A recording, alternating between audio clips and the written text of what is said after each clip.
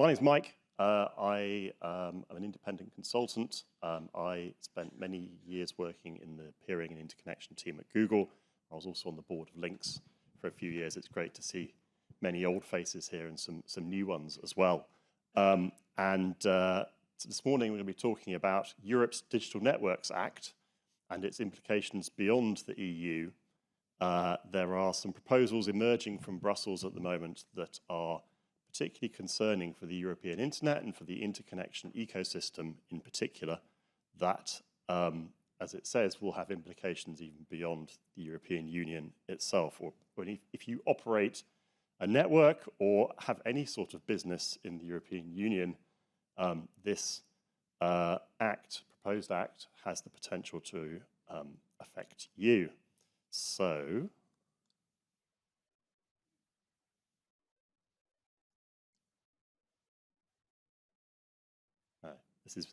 this is me. I am a consultant. I work for various different organizations. Anything I say here is my own views only. I wasn't paid to stand here and talk about this. It's my own views only. So first of all, very quickly, the Digital Networks Act. This is Thierry Breton, who was a European Commissioner until about 2 years ago. He was also a past CEO of France Telecom, back when it was called France Telecom, before it was called Orange. The Digital Networks Act is kind of his baby, even though he's gone. Like the policy juggernaut has continued through Brussels. The supertanker has not been stopped ever since he left. It's the result of mainly large European telecoms operators lobbying the European Commission for some new industrial policy to help build them into what they call European tech champions, to allow them to consolidate, to allow to reduce competition for telecom services in Europe, to regulate up technology companies and to regulate down telecoms operators. And part of that is something that I'm sure many of you are familiar with, is past calls for introducing network fees, or what the telecoms operators call fair share, to IP interconnection, which is regulated payments for connecting one network to another and delivering traffic across the internet. So the Digital Networks Act was released in January. It's not a quick read, 300 odd pages and so on. But I've read it, so you don't have to. What are the key issues that are in it? The main thing is scope, and we'll go through this in a bit more detail. There is an incredible increase in scope of what the Digital Networks Act wants to cover. And although it's called the Digital Networks Act, they're not just talking about networks here, they're talking about businesses and industries beyond that. There's the introduction of what they call a voluntary conciliation mechanism for ecosystem cooperation, which is basically telecoms operators producing guidelines and monitoring what's going to happen in the industry. We'll talk more about that. The idea of level playing field and convergence, which is the idea that a telecoms network providing broadband services to users is exactly the same as a cloud provider, is exactly the same as someone providing like a music streaming service and so on. It should all be regulated in the same way. It incorporates the European net neutrality rules, and it has new particular regulations on IP interconnection, including the idea of sharing the benefits of data traffic and judgments on efficiency and reliability. There's a bunch of other stuff in there as well, which I won't talk about, around spectrum policy, around switching off copper networks and moving to fiber, infrastructure security and resilience, and so on. That's not what we're going to talk about today, but that is a big chunk of it as well. That is true. So who will be in scope? Who is going to be regulated under the Digital Networks Act? Well, anyone involved in the delivery of publicly available digital services. That's quite vague. Later, it talks about networks used wholly or mainly for providing information society services available to the public. Now, information society services are not defined here, but they are defined in what was originally the e-commerce directive. An information society service is any digital service. So if you have a network that is wholly or mainly used for providing any sort of digital service to the public, you are now going to be in scope of what's called general authorization. General authorization is a kind of a raft of requirements for telecoms operators that cover all sorts of different things like contract, consumer rights, contractual limitations, transparency, paying telecoms regulators so that they can supervise you, and all sorts of other things. Previously, under the current regime, it only applied to people selling broadband or selling mobile services. But now, it will cover any network in Europe that wholly or mainly provides any sort of digital service to the public. So it's a massive increase in scope. So I went on the DKIC's website, because there are IX in Europe, in the European Union. Who might be included? I started at A. These are all organizations that currently are not regulated like telecoms operators, but under the Digital Networks Act probably will be. Activision Blizzard, gaming services, that's a digital service. Allianz, insurance company providing digital services. Acronis, cloud backup. ARD, they're a German TV station. Arista, you guys know them very well. Axera, Chinese chip manufacturer, who've got a network. They're all on DKICs, they've all got a network. They're all providing digital services. None of these are telecoms operators, but going forward, if the Digital Networks Act comes in, they will all be regulated like telecoms operators. I only did A, and I didn't even do all of A, I just picked out a few. So that's a lot. But there's more. Beyond general authorization, there is a concept of ecosystem cooperation, which is where BEREC, which is the Association of European Telecoms Regulators and Telecoms Regulators in general, will be publishing guidelines to assist other undertakings active in the electronic communications or other closely related sectors to facilitate cooperation on technical and commercial matters, providing services in an efficient, economically sustainable and reliable way, and making innovative products and services. What are these other undertakings? Well, it says somewhere else what they are. Content and application providers, that's CAPS. Software and AI developers. Thomas, where are you? Network equipment and device manufacturers, so hardware vendors. These may not even have any sort of network whatsoever, but telecoms regulators will be writing guidelines about how hardware vendors should be cooperating, working together with telecoms operators on both technical and commercial matters. This seems like not really the core business of what telecoms regulators should be doing, right? They'll be making sure that services are provided in an efficient, economically sustainable and reliable way, whatever that means, and that they're producing innovative products and services. I mean, anyway. And it's not just guidelines. The regulators will be ensuring that cooperation is consistent with the guidelines. So I don't look forward to future Mobile World Congresses or even LINX meetings where there may be telecoms operators walking around with clipboards making sure that the cooperation between a hardware vendor and a network operator is consistent with the guidelines that the regulator has produced. But that's what it says. This is, when I talk to people about this, they go, but that's bonkers. I'm like, but that's what it says.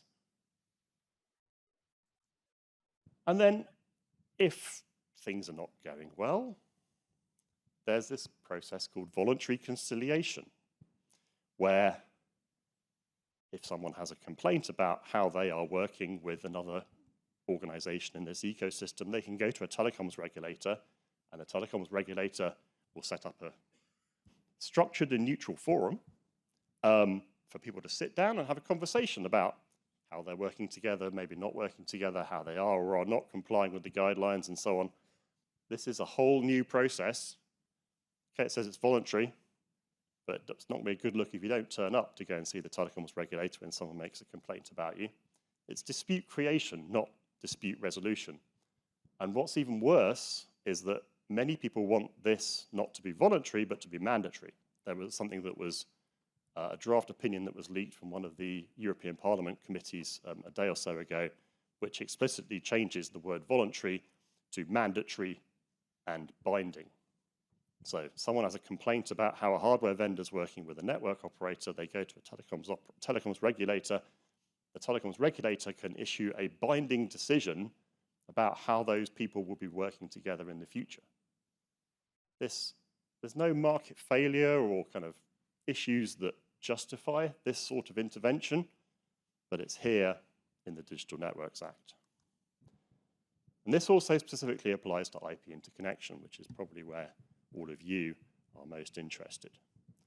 There is this idea that there needs to be more efficient management of data traffic, and that the best people to do this are telecoms regulators.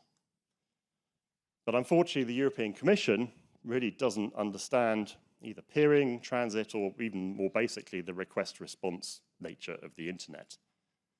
Like the idea in this middle paragraph here, that traffic may give to a disproportionate or an unsustainable investment need for the receiving provider. So if you buy transit from someone and you have lots of users requesting lots of data, the fact that you've bought transit from someone and you've got lots of inbound traffic, apparently that is now the transit provider's problem, even though you've bought the service from them. And it's your users that are accessing that service. It seems like your peer's business model or your transit customer's business model is now your problem. And it goes on. These guidelines the telecoms regulators will be writing, apparently there should be service level agreements between network providers for both peering and transit. And I don't know about you, but whenever I was doing peering, we made very sure that peering had absolutely no service level agreement at all, and it was all best efforts. And if our network fell over or the peers network fell over, then it was nothing to do with anything but anyone, and that's how the internet works. It works around issues like that. But no, there should be service level agreements about fair, reasonable, and proportionate use of the resources of the other party. All these kind of subjective terms that are very hard to define. And finally, and possibly the worst bit in the whole document, as well as this idea that traffic should not lead to a disproportionate or an economically unsustainable investment need for somebody else, the benefits arising from increased traffic should be shared.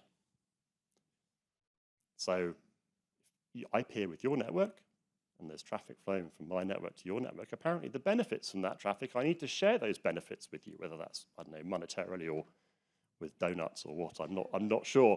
But this is not how the internet works, right? The internet doesn't care whether the traffic going over the connection from me to you is a cat video, whether it's $1 million stock trade, or whether I'm making lots of money out of it and you're not, or the opposite way round. We exchange traffic because it's mutually beneficial, or because one party is buying a service from another. There is not this idea of benefit sharing overseen by telecoms regulators with guidelines and enforcement and so on. And if somebody didn't like the benefits that you were sharing, they'll go off and complain to the telecoms regulator and have this voluntary or mandatory conciliation process. This is the hook for what has been called network fees, mandatory payments to large European incumbent telecoms operators that turns the internet upside down, where rather than people buying services like transit and traffic and flowing freely across the internet, it becomes every interconnection becomes a commercial negotiation between who's got the biggest set of lawyers, maybe, and the biggest captive user base. So in one table, if you missed all of that, the green square, the top left, is who is currently in scope of general authorization under the European Electronic Communications Code, the EECC. All the red stuff is all the new people who are in scope for things like general authorization, the ecosystem, regulatory guidelines, and the voluntary conciliation stuff, and then all the IP interconnection regulation. Down the left-hand side, we have all the industries, people like banks, healthcare companies, travel companies, gaming companies, automotive companies. If you run a network that's mainly providing a digital service, you're going to be in scope of general authorization. If you're a software developer or a hardware vendor, and even if you don't have a network, if you're working with telecoms networks, you are in scope of ecosystem cooperation. This is an incredible increase in scope when none of these industries and relationships have any sort of market failure or regulatory problem that justifies regulators intervening in the market. It's phenomenal. What will happen? Well, especially on interconnection, what will happen is, I think, if this is implemented, there will be poorer interconnection within the European Union. A bunch of networks may not interconnect within the EU. They may only interconnect outside the EU, which could be good for London and the London Internet Exchange, but probably bad for the internet as a whole. Consumers are going to get worse performance. The internet is going to become more brittle, more fragile. If every peering connection is now not just what's the best technical solution, but also what do regulators think about it? Does it agree with the guidelines? Is someone going to complain to a regulator if I do this or don't do this, or it doesn't? Yeah. Anyway, it's going to result in high costs for networks, high costs for users, and Europe, which leads as a global interconnection hub and has thousands of networks coming to Europe from elsewhere in the world to interconnect and to connect all the people, it will become weaker as an interconnection hub. And this isn't just theory. This is what's happening in South Korea, which has implemented a form of this. There's a report that was recently produced by Analysis Mason. Well, I didn't write it, but it's a really good report showing that the impact of the law that was introduced in South Korea is lower investment in submarine cables to South Korea, lower investment in data centers, less interconnection happening in South Korea, and harming the digital economy. We don't want that for Europe, the European Union, for the internet as a whole. There's no problem that needs to be solved here. So finally, what happens now and what can I do about it? So, well, there's a lot of positions in this. Some countries are not particularly keen on this. Some regulators, even, who would have to enforce it, are not particularly keen on it. So BEREC, which is, again, the Association of European Regulators, they released a report a few weeks back called Europe's Telecom Reality Check, which kind of pulls apart some of the lobbying that's come from very large European operators. And also they provide an early assessment of the Digital Networks Act. And regulators are normally kind of very level kind of headed people. And so this key phrase in red here about the DNA adding unnecessary layers of complexity doesn't add value to the current framework and doesn't provide the aims of regulatory simplification and predictability. That's pretty strong for a telecoms regulator. They don't come out with that stuff very often. And then industry stakeholders, there are many industry stakeholders who are very unhappy with this. A day or so ago, there was a joint letter issued by about 40 different organizations, including the Internet Society, raising serious concerns about this piece of legislation and asking Brussels to reconsider. But is Brussels listening? This is a very political process, but there is an opportunity to provide some feedback. There's currently a consultation, what's called a call for evidence, open to the European Commission. It closes next Monday. The long link is there. I did a tiny URL link if you want to provide feedback. It accepts free-form feedback. You don't have to fill in pages and pages of stuff. You can just submit whatever you want. The key talking points are the kind of the ones, if you agree, which you may not, the kind of the things that I've said so far are on there. I think the slides are going to be published, so you can have a look later. And other ways to get involved, please provide your feedback. If you think this is concerning for how the European internet will evolve, please respond to the consultations that are out there. Please engage with your trade associations, the ISPAs in different countries, EuroIX and so on. I would really love EuroIX to provide feedback on this if it's going to harm their organizations. Please encourage them to contribute and get involved in what's happening in Brussels, because it's a little bit of a bubble. Otherwise, it's a very political process. People need to understand the technical and economic reality of how the internet works. If you have a regulatory or policy team in your organization, please engage with them. Please make sure they are responding to such consultations, and you can keep updated on future developments. And if you're an EU citizen, you have additional, or an EU organization, you have additional options as well, like through your MEP, through your national regulators and national telecoms ministries, who then input into the process as well. So thank you. This is a massive change for European telecoms regulation that could affect many people and significantly harm the European internet. Thank you.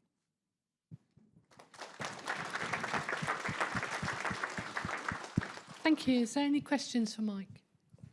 Hi, Mike. Simon Lockhart again. How much impact do you think this will have on us in the UK? Or is this actually an opportunity for people like LINX to say, it's too hard out there in the EU, come and join us in London instead?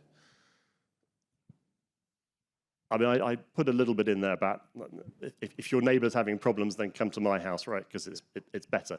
But I think that the bigger problem is we don't want the European internet to become fragmented, and brittle, and regulated, because it's not good for the internet as a whole, and that is harmful for all of our organisations and businesses. And if you only operate a network in the UK, then to a certain extent this is a secondary problem, right? If you have no presence in Amsterdam or Frankfurt or whatever, okay. But as soon as you go and connect to AM6 or DKIX, this stuff kicks in, right?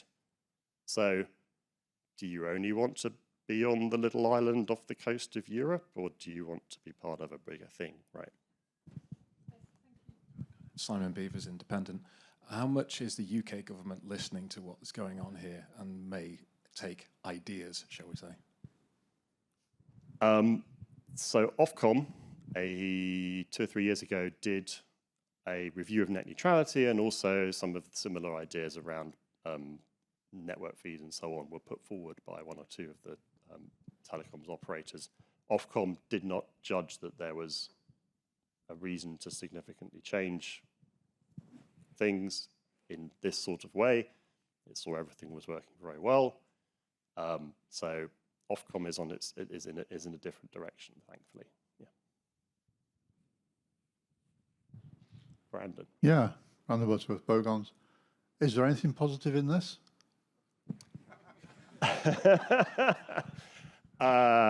Clearly, I picked out the bad concerning bits. There are other parts of the Digital Networks Act that could be helpful. There's stuff about spectrum coordination across Europe. There's stuff about encouraging transition from copper networks to fiber networks and so on.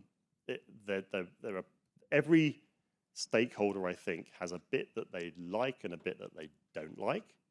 But the bits that the internet community and people who work in the interconnection industry don't like are really quite problematic in this. So there's a fair chance the bad bits will sail through on the back of the bits people do want? I mean, there's a lot of negotiation to happen, and it has to happen between the European Commission, the European Parliament, and the Council of Europe, who are the 3 organisations that kind of decide European legislation. But that's very much a political process.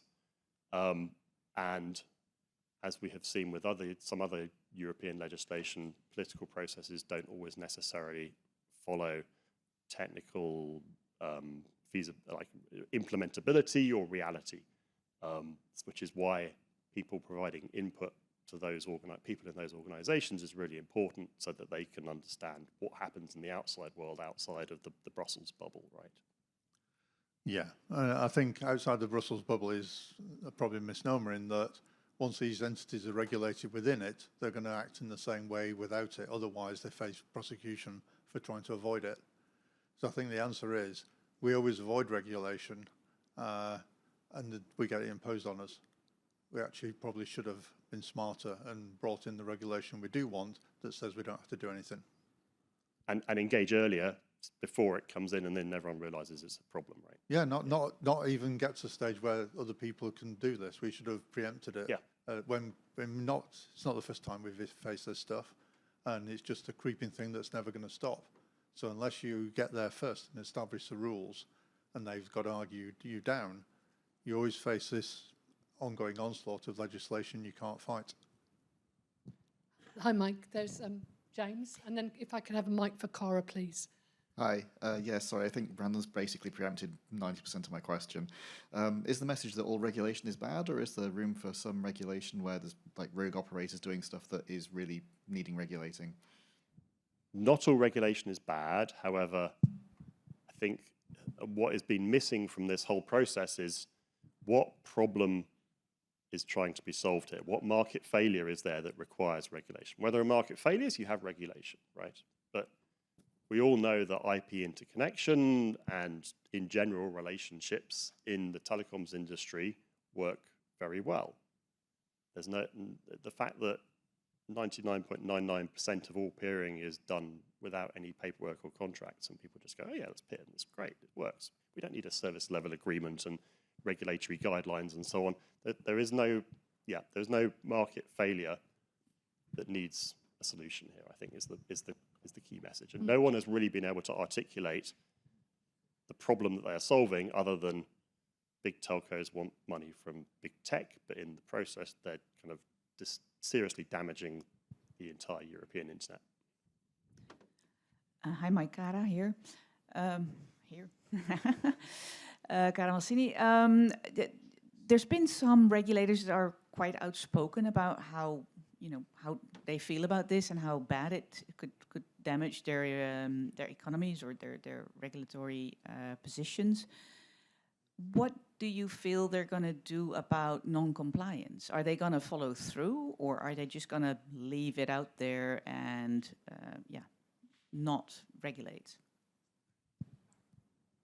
You're absolutely right. There's a range of opinions in different countries in Europe about how much they really want this and how much it will work and so on, and how favorable they are to certain positions. And I think, sadly, what will happen if it's brought in is there'll be an element of forum shopping.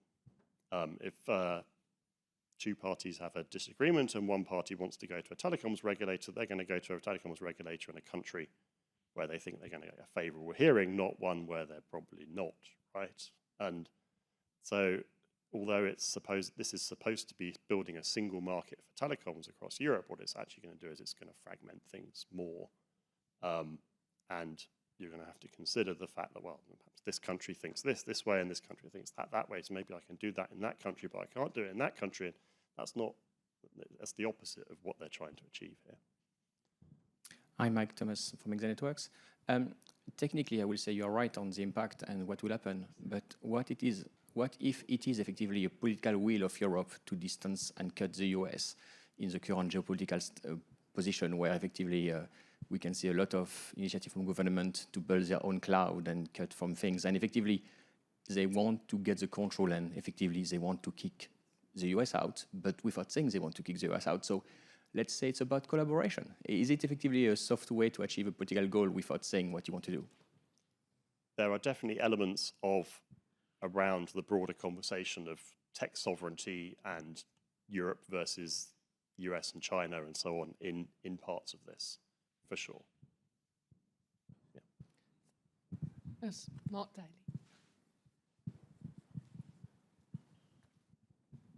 Hi, Mike. Mark Daly from Epsilon. Thanks for that. I'm trying to relate this to a specific peering question. So if there was an ASN that has a selective policy and I tried to peer with them, they refused me, would I be able to raise a complaint under the draft guidelines at the moment? Yes, my understanding. You would be able to go to a telecoms regulator and go, this guy doesn't want to peer with me. And under a voluntary conciliation process, they would try and get everyone around a table, and there will be some regulatory guidelines about how that relationship should work.